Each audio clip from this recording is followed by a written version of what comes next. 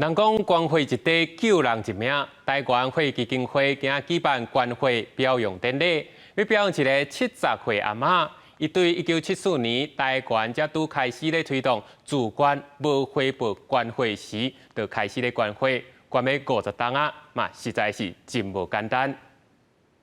我说，我就是 A 型啊，为什么不接？我这么胖，这么可以，我这么壮，我这么壮嘛，我就进去了。今年70岁的黄女士会记得伊第一摆关怀是1974年，伊咧读高中的时，司机看到关怀车看板写下行会长咧欠，就随上车关怀。迄时也是台湾拄开始推动自愿无偿关怀，民间无关怀概念的时阵，会上瘾呢。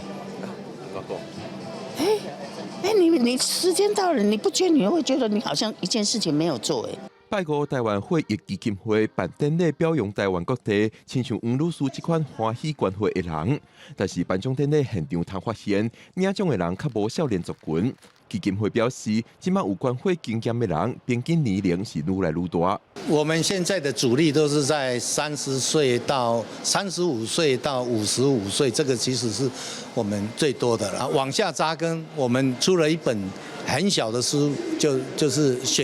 这个小朋友的血液课。我们希望从小学开始，然后在初中